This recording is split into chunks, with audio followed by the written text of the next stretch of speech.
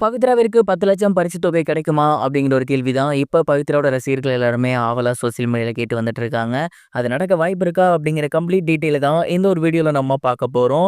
சரிகமப நிகழ்ச்சியில ticket to ஃபினாலேலாம் முடிஞ்சு இறுதிப் போட்டிக்கு ஆயத்தமாயிட்டு இருக்காங்க. கண்டஸ்டன்ட்ஸ் எல்லாருமே கிட்டத்தட்ட 6 கண்டஸ்டன்ட்ஸ் செலக்ட் ஆகியிருக்காங்க. இந்த 6 பேருமே பலப்பரீட்சை நடத்த போறாங்க அப்படிங்கிறதுல எந்த ஒரு சந்தேகமும் கிடையாது. வரப்போற நவம்பர் 23ஆம் தேதி ஃபினாலே வந்து ஸ்டார்ட் ஆகுது. அண்ட் அன்னைக்கு யார் ஜெயிக்க போறாங்க அப்படிங்கிற கேள்வி இன்னைக்கே நமக்குள்ள எழுந்திருக்கு.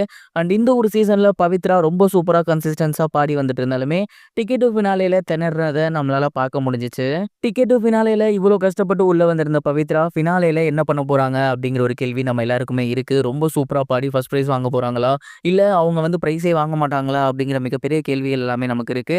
பட் எனக்கு தெரிஞ்ச வரைக்கும் கண்டிப்பா பவித்ரா ஃபர்ஸ்ட் பிரைஸ் வாங்குவாங்களா? ஒரு மிகப்பெரிய அளவுல அந்த தொகை வாங்குவாங்களா? அப்படின்னு கேட்டீங்கன்னா, கண்டிப்பா டவுட்டு தான். ஏன் அப்படின்னா, அதற்கு மிக முக்கிய காரணம் சபேசன் அவர்கள் இருக்காரு. சுஷாந்திகா இருக்காங்க. இவங்க எல்லாமே ரொம்ப ரொம்ப ரொம்ப சூப்பரா பாடிக்கிட்டு இருக்காங்க. கிட்டத்தட்ட ஃபைனல்ஸ்ல ஃபர்ஸ்ட் வரதுக்கு அவங்களுக்கெல்லாம் மிகப்பெரிய அளவுல சான்ஸ் இருக்கு. சபேசன் கூட பவித்ரா ரொம்ப சூப்பரா போட்டி போட்டாலுமே, டிக்கெட் டு ஃபினாலேலே அவர்கிட்ட தோத்திருந்தது நமக்கு தெரியும். ஸோ கண்டிப்பா ஃபர்ஸ்ட் பிரைஸ் பவித்ரா வருவாங்களா? அப்படின்னா அது டவுட்டு. ஆனா அதே நேரம் 2வது அல்லது 3வது பிளேஸ்ல கண்டிப்பா அவங்க வருவாங்க அப்படிங்கிறதுல எந்த ஒரு சந்தேகமுமே கிடையாது. இந்த ஒரு விஷயத்த வச்சு சொல்லும்போது கண்டிப்பா பவித்ரா அவர்களுக்கு 10,00,000 அப்படின்னா 5,00,000 கிடைக்கும் அப்படிங்கிறத கொஞ்சம் கூட யோசிக்காம சொல்லலாம். இன்னும் ஒருபடி மேல போய் சொல்லணும் அப்படின்னா, பவித்ரா அவர்கள் எங்கெங்க மிஸ்டேக் பண்ணாங்க இந்த டிக்கெட் டு ஃபினாலேல அப்படிங்கிறத பார்த்து சரி பண்ணி, இதற்கு முன்னாடி வந்து ஒரு பாட்டு பாடி ஜட்ஜஸ் எந்திரிச்சு நின்னு கை தட்டியிருந்தாங்க இல்லையா? அந்த மாதிரியான ஒரு சம்பவத்த மட்டும் பவித்ரா ஃபைனல்ஸ்ல பண்ணாங்க அப்படின்னா, மிகப்பெரிய ஒரு பரிசு பொருளையே அவங்க வாங்கிட்டு போறதுக்கு அதிக வாய்ப்புகள் இருக்கு. அதாவது ஃபர்ஸ்ட் பிரைஸையே அவங்க தட்டுறதுக்கும் அதிக வாய்ப்புகள் இருக்கு அப்படிங்கிற மாரி தான் நான் நெனைக்கிறேன். நீங்க என்ன நெனைக்கிறீங்க? பவித்ரா இந்த ஒரு ஃபினாலேல சூப்பரா பெர்ஃபார்ம் பண்ணி ஃபர்ஸ்ட் பிரைஸ் வாங்குவாங்களா? இல்ல 2ண்ட் ஆர் 3rd பிளேஸ் வாங்குவாங்களா? மறக்காம உங்களோட தாட்ட கமெண்ட் பாக்ஸ்ல ஷேர் பண்ணுங்க. இது ஒரு புறம் இருக்க, இயக்குனர் ராஜகுமாரன் அவர்கள் ரீசென்ட்டா ஒரு இன்டர்வியூல நவரச நாயகன் கார்த்திக் அவர்கள பத்தி ஒரு சில விஷயங்கள் ஷேர் பண்ணியிருந்தாரு. கார்த்திக் சார் அப்படின்னாலே நெறைய பேர் வந்து என்ன சொல்லுவாங்க அப்படின்னா, அவரு படப்பிடிப்புக்கு சரியா வரமாட்டாரு. சொன்ன டைம்ல படத்த முடிச்சு குடுக்க மாட்டாரு.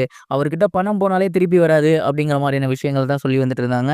ஆனா அதெல்லாம் தாண்டி அவர் நடிப்புன்னு இறங்கிட்டா எந்த அளவுக்கு ஆத்மார்த்தமா இருப்பாரு அப்படிங்கிறத ராஜகுமாரன் அவர்கள் ஷேர் பண்ணியிருந்தாரு.